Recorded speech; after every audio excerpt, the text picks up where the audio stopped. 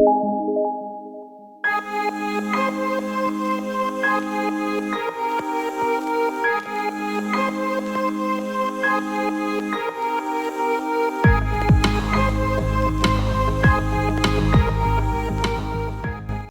everyone, and welcome to Artsee's live call and response and AI versus artist discussion. We plan to have such meetings monthly where you, the artist, can be you and meet other artists from around the world. We received over 100 responses, and the most prolific of them, a shout out to Rajiv Modale, who cannot be here today. And Joel Thome, our Grammy Award winner here today, contributed with this event horizon. I would like to play that to you and recite Rajiv's poem in response to Joel's call. What words don't say in the queue in the pew, the tempo reveals in an eternal view. Bluebells and cadence and arpeggios and chimes, crescendos, screams, knit, unspoken lines, cerulean wipes. Also a special call out to Anu, who choreographed a lovely dance on rain just for our call and response from Oman.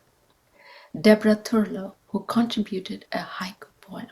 So, but it was so wild because I actually did my piece during the eclipse. Somehow I didn't want to go and see it, but I think I was picking up the energy of the eclipse, and so I decided to be creative during that moment. So I came up with a piece, a haiku, dealing with rain.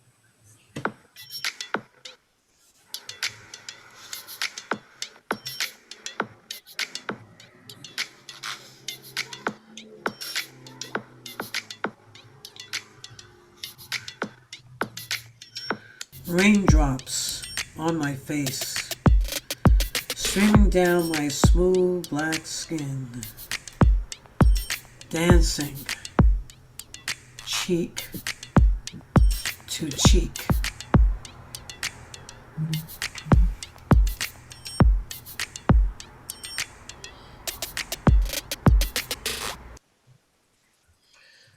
Okay. Thank you, Deborah.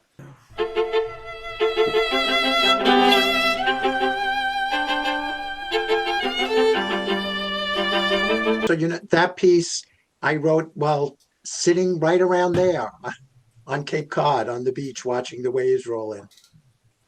That was good. I like it. And the recording was interesting because I did it in the middle of COVID. So it was for music for 2, 3, and 4 violas.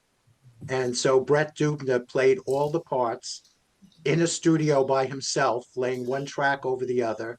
The engineer was on the other side of the glass, and I was at home auditing it over my laptop. Wow. So we never got near one another and created an album of music for viola. So Stanley didn't mention it, but he's a multiple award winner for music, and his albums, for instance, Ahimsa was so moving. Check out his YouTube. It's really amazing. Thank you. 2 weeks from now, I will be in the Czech Republic recording a symphony called Season of Rain. Oh, okay. So when that's done, I'll share it with you. David, do you want to talk about your painting? This is David's painting that he submitted for our call and response. I'm just going to click on that to get a bigger picture. Wow. Yes. First of all, thank you. I'm honored to see you. this painting here and to show to everyone on this occasion here. It's a long story to make it short. It's quite. I feel quite. Well, it's a bit hard to describe in very, very short terms that this painting and that time, but I will try to be direct with this with this painting. This painting was done about maybe 20 years ago, or maybe 25 years ago. It was a time when I worked on this very big series called An Eroded Erotic Land. This is the title. It was about this land here in the Middle East where there's so much different kind of liquid used wasted and liquid. What I mean liquid is water, blood, shed. It's all mixed together, and people here actually fight over the land and sacrifice their lives and parts of them to save this land. I was making about 70 panels on different sizes, from like 8 by 10 feet to 4 by 5 feet, or very, very tiny ones.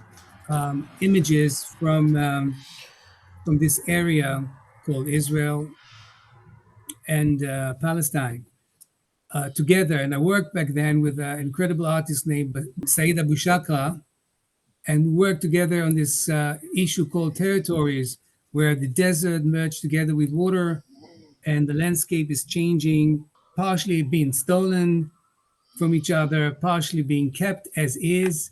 And we try to keep this dignity between him and I, and keeping the territories to each other, try to put the territories together.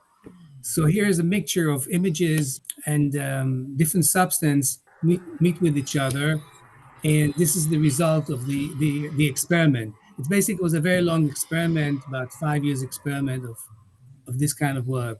Thank you, David. So we now have Leela Kumran, who is a dear friend of mine and also is such a versatile artist. She uses many, many media, and this is just one of them. Leela? I made this piece mostly the water came as an afterthought because I have a colleague retiring after almost 30 years of working with us, and she had just bought herself a boathouse and we used to talk a lot about it. So I went to the craft store. I happened upon this wooden boat that I was going to use in some way. And then I found this very beautiful design of the ocean, which is made from about 11 layers of paper. So the rest, Wow. except for that boat, everything else is mostly paper. So the original one is 12 by 12, but the boat is so big, so I kind of extended the sand, and I'd like to work with multimedia. So this piece, the ocean is entirely paper. The little crabs that you can see, that is applique that you usually put on dresses. The shells are from Hawaii because I used to live there, so I brought the world to her really. And then the little gators, because University of Florida's mascot is a gator. So we have a little stone gator and a starfish that is hand carved in India. And I have all these bits and pieces just because I dabble in so many things. And right in the corner where you see the pebbles, that's actually a piece of fabric. How So big is I this? put What is it the to size? all together, and it was a gift to hang in her boathouse. And to me, it was like it could be the end of a journey because the boat is beached. It could be the start of a journey because she's headed out. But I So see footprints. You have two footprints in there. yes, there are two. There is a footprint there. But I did not know how much family she had, so I just had one set of footprints there. But I could have done more if I knew how many people were in a family. I didn't want to go mess it up. So this is hanging in her boathouse. It was a retirement present. Mm. How What's the how big is size? what's the How size big of it 12 it? is? by 24, 12 by 24. Oh, okay. 12 by And I 24 had inches. to, I tied the boat with wire to the middle of the frame because otherwise it would cut through the canvas. Hmm. So I had to drill a hole in the boat, and the shells there actually hide that hole. Just saying. I mean, disclaimer. Yeah, I find it fascinating and totally stunning the way you portrayed the sea. It's very organic. It's like the sea and the waves coming over the land. I mean, I think it's incredible because it's like almost like pure texture there. Yeah, So the it is feeling I layer get on from layer, separated with foam. I don't design it. I usually just go and find a design that I like, and then I change the colors on it Okay. till I find what it I feels like. like, yeah, it feels like skin. Amazing. Thank you. Leela, you also do embroidery, right? Yes, I do a lot of cross stitch, very, very complicated patterns that take me a couple of years, 3 years. I usually give them away because all I can see are the flaws. So I don't keep any of them with me. I probably have one piece. Currently, I'm crocheting. So, like, it's like a rabbit hole, whatever takes my fancy at that point. We have Manoj here from India. Manoj, do you want to talk about your art yourself while I Uh, scroll down to yours? hi everyone. Hi everyone. I love to do drawing. Drawing is my first passion. I also like to do watercolor. So drawing and watercolor, I do quite a lot. I also do some digital work that's primarily for my compositions and for some practice. But mainly, it's pencil drawing and watercolor. Um, so I am what I do for my living is I am a scientist. I work for a company in Mumbai, but during weekends I engage myself in doing this kind of thing. And recently I happened to reconnect with a friend of mine. She requested me to do some illustrations for a book she was writing. It was a Christian book. I am a Hindu, but I could really appreciate what she was writing. She shared all the chapters with me, and then I did some illustrations. So that's about me, and I'm very happy that I'm associated with Padmaja and all the Artsee group, and especially with people like Joel Thome, who is a Grammy Award winner, and it is really a great thing to be associated with different people, people from different areas of expertise, especially different areas of art and music. This is one. Manoj is definitely understating himself. You can go look up his artsy portfolio, mind-blowing work, the one that I posted, and then again, Which one? Okay, I'm trying to. and here it is. I showed one, and here's another one of his. Wow. Beautiful. Yeah, this I is should a go for pencil. water. Right. This is a pencil drawing which I did years back, and this was inspired by. I grew up in a village in India where the water used to, when I was growing up as a child, the water in our household well, which was, I mean, quite tasty. Now, after so many years, maybe in a matter of 20, 30 years, the groundwater has been polluted to an extent that the water is not at all tasty anymore, and the water levels also have gone down, and it is very sad situation. This is one of my expressions on the concept of water. Thank you, Manoj. Thank you so much. And Dila. This is from Olina. She's in Ukraine, and a lot of times she's a big part of Artsee.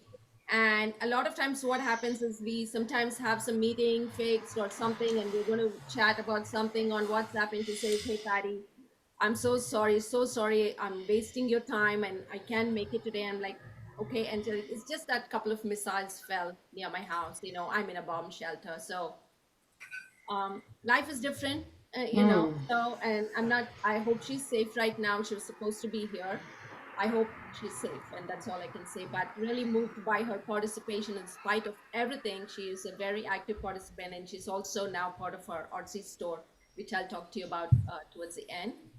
I just want to move on to Deepa. Deepa is from Pondicherry, India. She can't be here today either, but she's a wonderful, very versatile painter as well.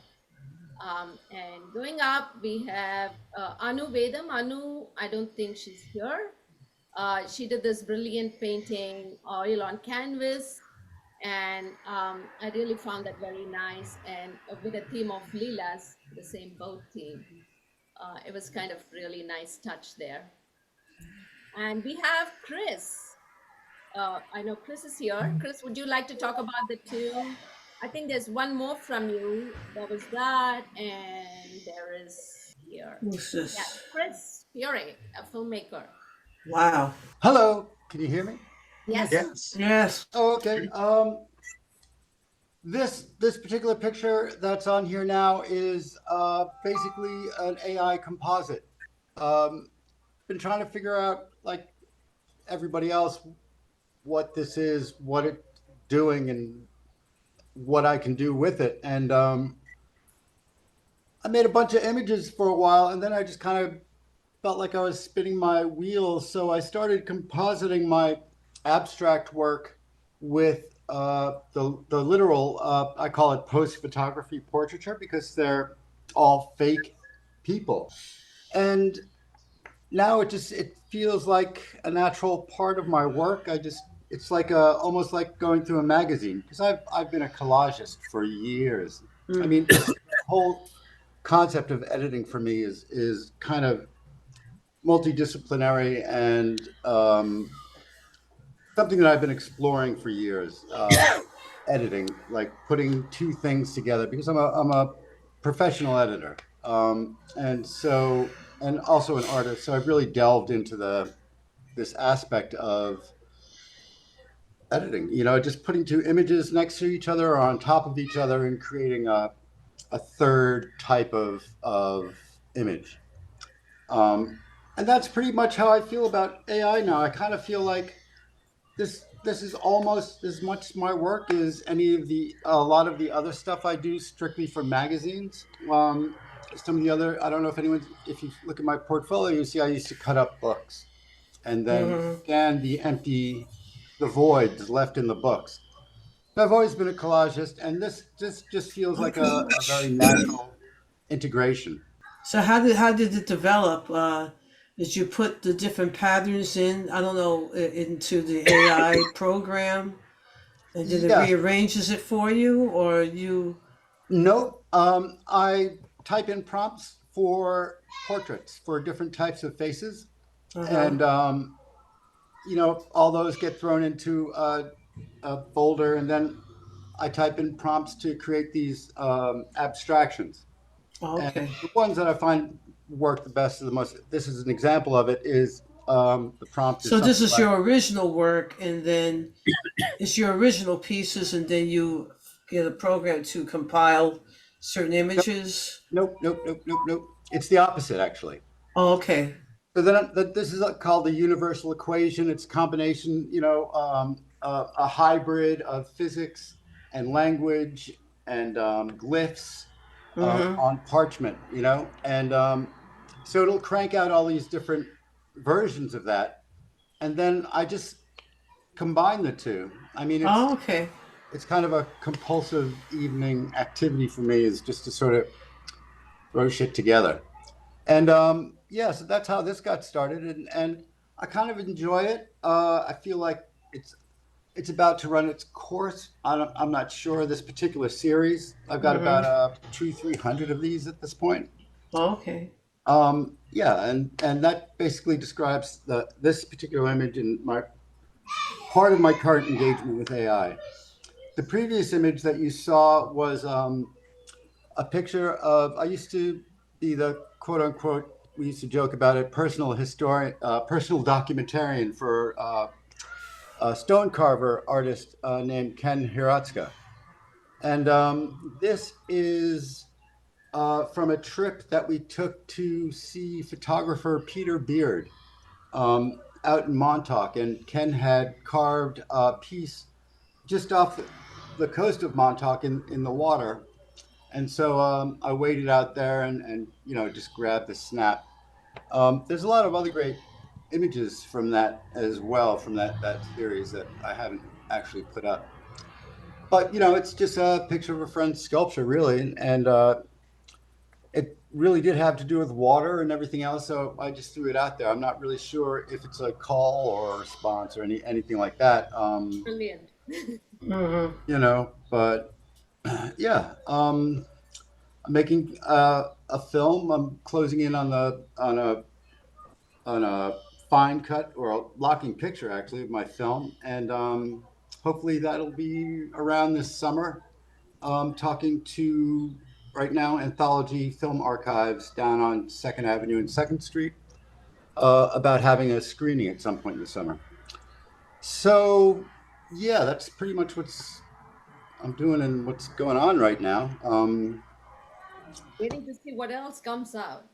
So keep updating your portfolio, and you can also, post it on the feed so we can see what's going on.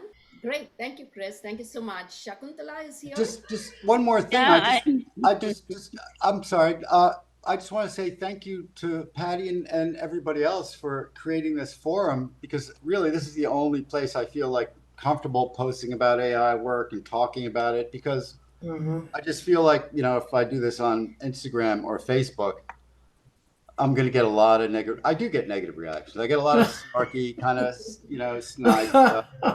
So, you know, I've only posted one or two. So again, I just want to say thank you for the opportunity Thank to you. Great. engage It's with an honor. everybody and to exhibit with everybody. Yeah, thank you for the visuals. Continue to do that. You know, let's continue to post what we want to post without any inhibitions or judgments here. Right. I couldn't agree more. Thank you. Shakuntala here. This is our incredible painting. And sorry, I shut off the video and the chat because I got up late today. It's early morning, so there are a lot of things has to be done. But it was so good to listen everybody's and see everybody's work. It's beautiful. I didn't say any comment, but it's a beautiful work and inspiring. I do all different type of things and I teach. I do watercolor. I love watercolor because of how it reacts. And it's just, if you are doing it finish it up at that exact time, then it comes out good. Otherwise, you lose it. This one was done at the site because I love to do plein air painting. But sometimes the weather doesn't cooperate when you want to go there. I live in Minneapolis, and I do all different, like mosaic. I have done oil painting, but not too much. I stopped when the kids were growing up, and I do the drawings and take photographs when I travel. So I love to see all different people's work, and it was good to hear all different photographers, how they are using their art, mixing it, because it's changing. Computer is changing the art quite good. Sometimes you don't know it is real photograph or it's not. So it's very hard to say. So it's totally different. I love to create and nothing else. I love to teach. thank you, Shakuntala. Great to hear from you. And so, welcome. yeah, I didn't want to miss it. So I was listening it. I say, I better listen. And this is the first time I joined it. Thank you so much. Beautiful. Thank And you. here we are. Indeed, Rosie, this is her installation. Rosie, would you like to tell us something about yourself? Okay, it's part of an installation. I had an art show, and the installation was a mixture of photographs of the waste on the beach, and I found this gigantic truck wheel in the shallow waters, and I installed this canvas on it, and you can see the writing reflecting on the water. We were here, and the whole idea was to think about, if we keep going as we do, where will we end up? Nowhere. We'll be gone, right? So that was the whole installation. But I also wanted to give some hope, so I had some beautiful photos of the beach as well as paintings and beach glass. I had a gigantic tapestry made out of beach glass and wire in the exhibition.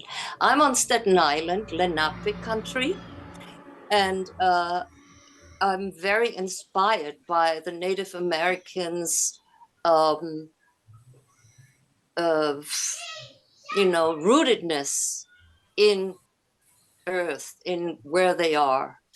And even though the Lenape are gone from here, I find it important to, continue some kind of awareness about the land. I'm primarily a musician, a music teacher. I teach instrumental music at a music school and a public school. I'm also a composer, not like some of you guys, but I write music. And I'm also a poet. And that's all I have to say. Yes. That's amazing. I just wanted to, go back a little bit, and if any one of you have any comments on Shakuntala's painting and on Rosie's, that would be great to hear. Any feedback, any comments? It is about time we brought the youngest call and responder, Pavithra Pramod. Pavithra? So this is her Artsee portfolio. Very versatile artist. You can see some of her work here. And Pavithra, would you like to tell us about yourself, what you do, which grade you're in? Hello. I'm in 8th grade currently, and I think I've loved art since I was like 5 years old. So I had an art school class in like primary school, elementary school. It was basic, but it had helped me like learn how to draw houses, how we have to shade in like one direction to get like the perfect stroke. And like the basic thing in art. I think when I was 10 years old, I discovered like YouTube tutorials and I would follow them. And I had discovered a channel called Draw So Cute. And then I would like try to copy their drawings because at the time I was really interested in like big eyes, colorful like animals, cupcakes, stuff like that. My parents are really supportive. They would say like really nice things, and it would like inspire me to continue and encourage me to continue going. In 6th grade, we had a thing called art cycle. Every student would have 2 months in an art class, and we would need to go through art. In 7th grade, we got to choose electives. So I chose art, and in eighth as well. So I think in eighth elective is when I've made most of my favorite artworks. Yeah. In high school, we get to choose electives now. I want to continue with art, and I want to be like an artist or anything related to art when I grow up. When I was young, I want to be a cashier. I don't think that's the best choice for me now. Are you into anime? Not much. I haven't really Okay. watched any anime. My friends tell me it's good, and I would like to try and see, maybe. Pavithra, it's wonderful to see your work. You are such a talented young painter. Thank you for being part of doing here. It's really an honor to have you among us. Thank you. Yes, Yeah. the only thing that I would tell you from my own experience is there will be because you're so young and you have school and you have other responsibilities, there may be times in your life, in your young life, that you may not do any art at all for a few months, and that's completely okay, because when you come back you'll be bigger and bolder and more beautiful. Just so don't be frustrated if you have something to study and you cannot do paint for a couple of months. It's completely all right. I'm telling you from the other side, it works. Yes, Just it do it. does. Yes, And it does. don't sweat being an artist and a cashier. They're Yes, not you can do both. You can do both. The cashier of your own business. That's right. hopefully down. Yes. Yes. Thank you. Thank you, Pavitra. Thank you so much. And on that note, we have just launched a kids call and response just for kids in a safe area. And already in 2 days, we have like, I think 20 or 25 people signed up, kids signed Oh, up. it's And we're nice. looking forward to that. But they're still waiting. They have exams going on in India right now. So Yeah. we had to extend the time. So we've given them like almost 2 months to do what they want to do. So it's going to be very exciting. And the next live meeting will have kids as well. So Pavitra, we want you there too, since you're a veteran. You'll be spearheading that. Thank you so much. And I think we've covered everyone who is here right now because, in the interest of time, we need this to be like for an entire half a day. But Alex is here, and we'd like to move on to discuss what's AI and how it affects artists. And Sure. How's it going, everybody? It's good to see everybody. Hey, So we talked about AI in a number of our meetings. It's always something that people feel very strongly about. Um, but I think if we kind of look at where we are right now, and we're looking at the uses for AI, whether they're corporate or for art, we can all kind of agree that AI is here, right? There's like it's not going anywhere. Like it's something that's becoming a reality. And then it's a matter of how does this integrate into our lives as artists? How does this help our work? Or so I think then the question for us as artists, right, is that we have to ask ourselves, okay, how does AI fit into what it is that we're doing, right? How does it help us? How does it become a tool that we use? Um, there's certain things about how AI creates content because all AI is not the same in terms of how it's actually creating content, right? You're using different methods for creating that chat GPT is using to create written content, and you've got different ways that imaging softwares, Dolly. So AI is kind of an umbrella for a bunch of different methods for actually creating content, right? Um, so it's a catch-all, but it's not always super descriptive of how we're getting the content that we're creating. There, there are obvious problems with it for artists, right? We have to be concerned. Are these AIs learning what it is they're doing? Are they using copywritten material? Are they stealing from artists? Are people not getting paid? Is there not going to be a royalty structure, for instance, for people to actually get credit for their art if AI is using it to create new content? Some of those things are getting sorted out a little bit here and there, but it's going to take a long time. The George Carlin case, I think, is going to be a big precedent. An AI content creator that was creating like George Carlin as a generated type of as that type of I would love to let Alex finish. I yeah, missed big chunks of that in yeah, the Alex, earlier as well. Please, sorry about Alex, that. are you still there? yeah, I'm still here. Oh, fantastic! Please, man, you're um you're on a run, a roll. so I mean I guess I was talking about some of the problems ironically the problems with AI. um but there's ultimately I think it's a tool that's here to stay. There are ways that it's definitely going to integrate into all types of programs. I think for video editors, there's going to be AI in all sorts of video editing programs. It's going to be in music programs. Well, here's the thing though, right? It's like there's certain things it just doesn't do very well yet, you know? And there's certain things that also some weird like aesthetics that are happening in terms of what people are looking for. Like there was an article in the New York Times about how they had a faces, right? We're talking about the sort of post portraiture that Chris was talking about. They had faces that were either photos of real people or AI generated, and they asked people which one they thought looked more realistic, and people thought that the AI generated images looked more realistic. So even our own sensibilities in terms of aesthetics are kind of reinforcing this. Like it's kind of it's just giving us what we want to see in certain ways, and that's how we're cleaning it up.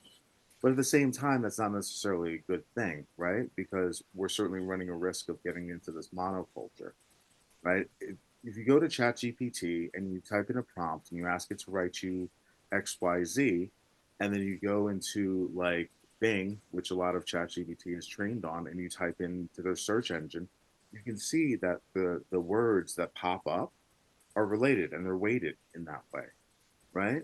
So part of the thing we could run into with ChatGPT, for instance, or research quote, for instance, is that it's trying to tell us something that's popular, not necessarily something that's true. I mean, certainly that's happening in our body politic at this point. So, I mean, that's kind of just reinforcing what our reality is becoming. Yes. But yeah, I think that it's a tool for restoration. It's been great. I mean, Chris used it for restoration of a film. We've all seen what Peter Jackson has done with some of this AI for restoration, for creating new tracks by the Beatles or restoring old footage. So it's very, very powerful. I think that aesthetically, people are getting more used to it, and I think the younger generations will totally accept it.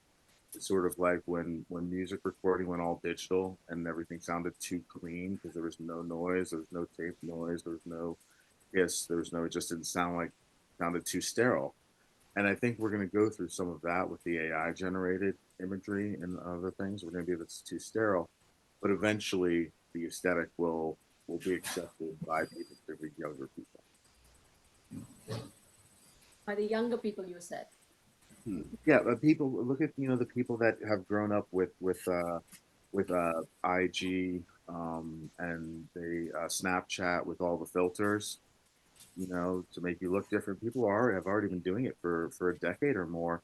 Even how they represent themselves on social media, right? It's all these avatars. It's not how you look. It's about this conception of how you conceive yourself, right? You get to kind of build that character out even more. Mm.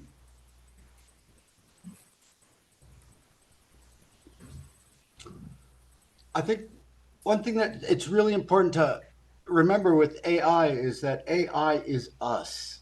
We are, there's nothing real. The only artificial thing about AI is the stratum on which it runs, the intelligence on which the stratum runs. But it is a distillation. It is the oracle, the distillation of thousands of years of knowledge and blood, sweat, and tears.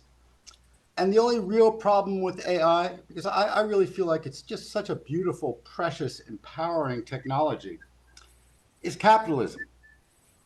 Is having the beauty of our thoughts and our creativity and our history and the blood, sweat, and tears of our knowledge that has gotten to this place being treated like an open pit strip mine and just bought and sold with zero regard for its origins, its source, and it's really the knowledge, our collective knowledge, now being used against us by the techno elite, the ruling classes, and that's really what I can see as the big danger.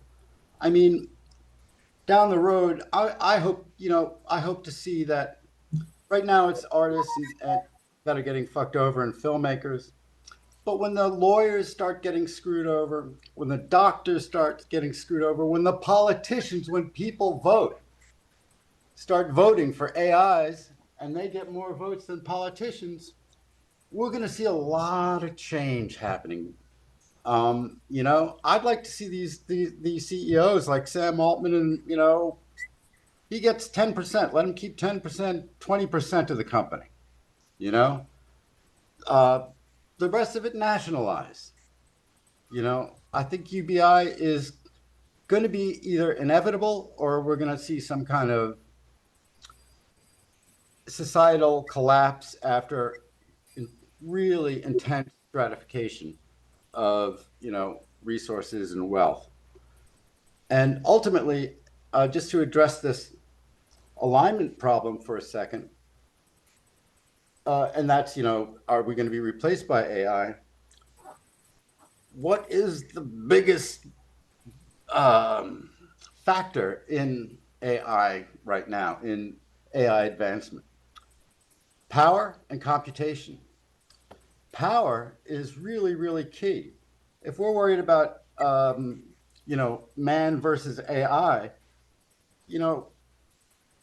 all we're really good for is power and energy. And if it comes down to a competition for power and energy, we're kind of fucked. So that to me is like the big looming sci-fi danger a decade or two down the road. But for right now, we've just got to figure out how to cushion the effects that it's going about to have on society as we see these upcoming waves and waves of layoffs, as workers are replaced by robots and knowledge workers are replaced by AI, stockbrokers, I mean, you name it, lawyers. I mean, the list goes on and on and on. So, yeah, that, and I say I just yeah, that's it. I'll start forgetting what I'm talking about in a second. Because there ain't nothing A about this. I. Thank you. Thank Thank you. you, Chris. Yeah.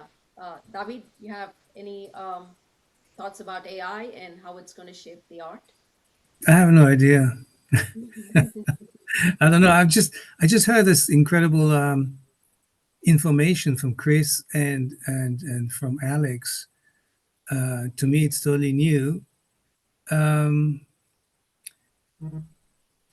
I don't know. It's like I have so many questions. One of them is I'm striving to see where is the process, where I can see if I can actually in, encounter with the process by AI, not just that, as Chris said before, we are AI. I don't know. I mean, I don't know. Well, we're the I in Yeah. Sorry. we are the I in AI. Yeah. Well, we're the I. Yeah. I'm totally in a limbo here. I mean, when it comes to art, when it comes to politics, when it comes to wars, when it comes to tactics and stuff. One of the questions that I ask myself is what happens in the sense where eventually, sometimes in the future, the AI decides to change change his own us. We are not us anymore. It's somebody else, something else, and begins to supply us with information which is totally, say, just for the case, not the right information we require. What happens then? Well, that's already happening in Yeah, certain yeah. ways where AI does provide false information. They call it hallucinations a Yep. lot of times, where it writes something that just isn't true. And there's AI is it's not sentient, and it's not anywhere near being sentient in the way that is meaningful, right? It can do things because of the way that it pulls together information. It can look like something that is approaching self-awareness, but that's really just like a Mad Libs trick almost. You know what I mean? Like it's not really, it's like a parlor trick. It's not actually sentient. It's just doing something that tricks us into thinking that this might be. So we're nowhere near that, and we don't really have to worry about AI becoming self-interested to the point where it thinks that we're a threat to it. Those are just things that are just not really how these processes even work in terms of how they're actually learning to do things and how they're creating content. A lot of it actually comes down to um, sort of like chance elements and building, like images are built out of noise, for instance. It'll study a whole bunch of images, and then the AI will start building an image of like an elephant based on what it knows elephants look like, but it starts from a little bit of noise in the middle of the screen, like a few pixels, then builds it out, builds it out, builds it out, and runs through all these iterations, almost like a flip book looking for the right one, right? What Chris said earlier about what he was using it for, he was able to create 200 of these probably fairly quickly. And that's one of the cool things about this AI machine learning is that it gives you the ability to take advantage of that computer processing speed to run through all of these iterations to maybe hit on something that you wouldn't have hit on because it would have been so time consuming to do these things mechanically by hand, right? But now you can just run through a whole series of ideas and then go through it like a photographer looking for the right shot in a series Yeah. film. And you go, okay, I like this one. And then not only can you take that one and use that one, but now you can go back into that one and remanipulate that one. So now you start layering on top of layering. And now we're really getting into like what the artistic process is about, right? And we're just using the AI as a tool then, as I might use a filter in a digital mixer, for instance. Hmm. I Okay. I want to continue on that thought because I make a lot of custom cards for people, like something for an occasion and something that speaks to them, something that's very personalized. So very often I don't know the person for who I'm making it. I don't know them well enough that so I can see the difference in when I know the person, it's a much warmer piece, a much more a piece that touches rather than I'm making it for somebody I kind of know or someone has told me about.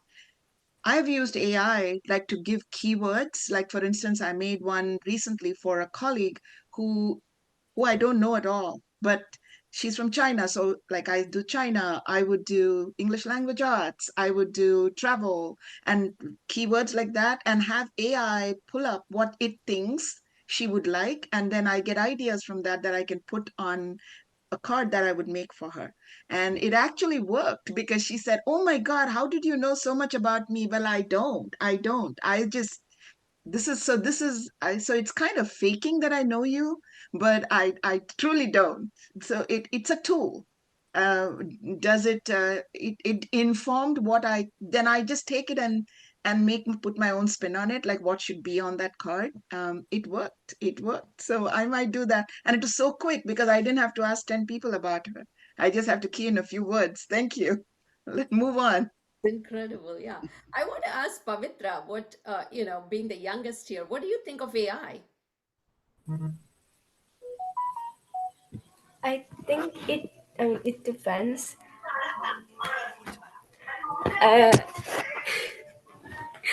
Uh, AI, I think it's a wonderful tool that can be used for many different things. But like if you and an artist can use AI to generate work, but I don't think if you ask an AI and make it generate a work on its own, I don't think it'll have as much meaning as an artist being there creating it, because AI can never have emotions. Like that's one thing only humans have. So no matter how hard it tries, we won't get the connection unless an artist is there controlling it, telling it what to do, or like adding changes to it. Like I think Chris sir, I think you would do that, right? Like he uses AI, but he's still there. He's, you know, adding his own touch into it, making the work more personal so we can actually connect to it. Beautiful, thank you. Good to hear the younger generation using it wisely, right? Karen, Well, Karen has worked with AI for a long time, right, Karen?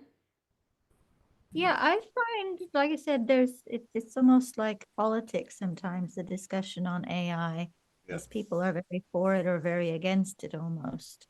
Um, I find that AI is a tool, and as a writer and working with words as an art form, AI is incredibly useful as a tool, as in a computer is useful, as in a pencil is useful, or a pen. And I totally agree with our youngest member here. It lacks empathy and emotion. And if you ask AI, no matter how many prompts you give it and words you give it, yes, it can come up with a story, but you can see reading between the lines that it lacks that understanding of emotion and that empathy level. Mhm. So to me, I find it a very useful tool, but if I use it to write, I feel that as a human, I have to rewrite the entire thing. So I use it as an outliner because Mhm. my Yes. style of writing is very empathetic to get people to understand something that are very difficult conversations. AI can't do that. I agree. Mhm. I mean, but also, for instance, I just showed a proposal for a series of films I want to make to Joel and Patty, and It took me forever to write that, and it probably would not have ever gotten completed if I hadn't had an AI to help me, well, to rely on to completely do the budget and to help me with the fucking profitability and monetization statements, because You can use that I'm same. really antithetical to that kind of thinking. You can And it use just that cranked it same. out. Yeah, but you can use that same parameter as calculators. Remember when we were all young and we didn't have a calculator in our hands? Now we can do math problems much faster. It's a tool. I don't Yes. understand the fear of AI, except that we'll have it coming from a sci-fi world. No, it's It's a logic-based system, and artists are not logic-based creatures. So you almost have an internal conflict going on there with AI's perception of the world and an artist's perception of the world. I also think that any art that I do, there are flaws, and the flaw is what makes that beautiful. And I see the flaw, the others don't, but I don't know that AI can generate the flaws that I would generate by myself. Well, it can't because it's not you. And I Yes, think exactly. the greatest fear that people have is it's like what I call the teddy bear syndrome. So when you're a child, you have a teddy bear or a doll or whatever that creature is that is your favorite thing, right? And you impose a form of humanity on it. You impose a personality to it. You give this full belief that this is a living creature, your teddy bear.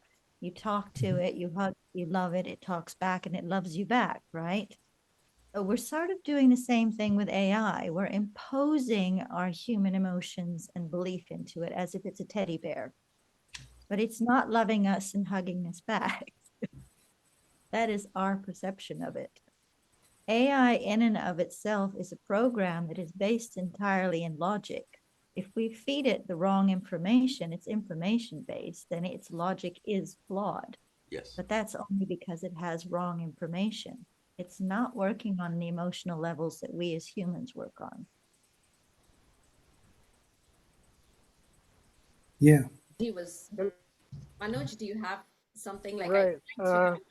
Yeah, In fact, I missed a lot of this conversation. I got back in. It's a very interesting topic. What I wanted to share is, I feel that as artists, it is a process of making art or music, whatever. When we really enjoy the process of doing it, that is when art actually, becomes very meaningful. Whenever we start something, we have something which inspires us. A lot of information that goes into our mind. For example, some time back, I had made a painting out of my imagination. It's a fantasy. I wanted to make a watercolor painting of this thought, which is lion being the king of the jungle. When there is a forest fire, I wanted to paint a lion carrying an injured deer out of the forest fire. It is actually crossing a stream wherein a log has actually fallen across the stream, and the lion is carrying the wounded deer across the log. So that was my imagination, and I painted it from imagination. Now, years later, when AI has come out, I gave the same prompt, and it gave me, it was stunning. Within a couple of minutes, I got so many options. And, now I have starting points where I have a lot more to put in my painting. So AI has actually given us an opportunity to have such a huge option of starting imageries. When we use it as a starting point, and then we do the process of painting, it becomes much more enjoyable. This is one thought which I want to share. Thank you. Thanks a lot. Yes, watercolor painter, and for many, many years. That's very important to know. We have someone who had registered joining. Mikola, can you hear us? I guess. But anyway, we've come to the exact end of the meeting. But I personally think this is just a start. Also, given the interesting interruption we had, and given the fact that we are going to have these meetings every 4 weeks, let's continue the discussion with more people on AI and the artists, because there's so much more to discuss, I feel. What do you guys think about that? Yeah, it's a great topic. It's certainly ongoing. Yeah, we could also discuss tools, AI tools that could actually help the artists that you may have used, right? So a constructive kind of a discussion on AI would be much better than just dissing it and saying, no, I'm in denial, I don't want it, right? So, and I'm going to try and get some naysayers in next time to make it a little more lively in a different way. So we need to have these conversations though, and we will do a better, and now I figured out, because I usually use Google Meet, I don't use Zoom, and so I was a little unaware of the security issues. I've never had this with Google Meet. Sorry for that interruption, but hopefully we can have this ongoing every 4 weeks. Would love you all to come back, and maybe we can even have it like a shorter meeting so that everybody's weekend is still intact. And a little promo here for the artist t-shirt, if you wish. We're doing, so this is the Artsee t-shirt, and this is a bag with all kinds of languages on it. So we are using this to fundraise. We do have a store right now, store.artseecommunity.com. If you go to the main site, there is a shop link where you can see we only have invited artists right now, because we don't want it to become overwhelming. Like, you go to buy anything today, it's just overwhelming choices. So we just want to keep it to a limited set of artists and rotate those, and very reasonable commission and such, because you know how it is. Some of you selling out know what ridiculous prices you pay outside. We're just trying to keep Artsee sustainable here. So thank you very much, everyone. Joel, thank you so much. Leela, Pavithra, thank you. Thank you. A pleasure. Pleasure to meet you. Alex, thank you. I know Alex is going through some health issues, but thank you so much for coming. Karen, thanks for coming back. And Manoj. Thank you. Pavit, it was a pleasure to see you. Have a great day, everybody. Right. Thank you, Patty. Happy 420, everyone. Stay safe. Be well. Thanks for the Thank you. platform. Thank you. Bye, Joel. Bye. Bye, Teddy. Bye, everyone. Bye. Bye, everybody.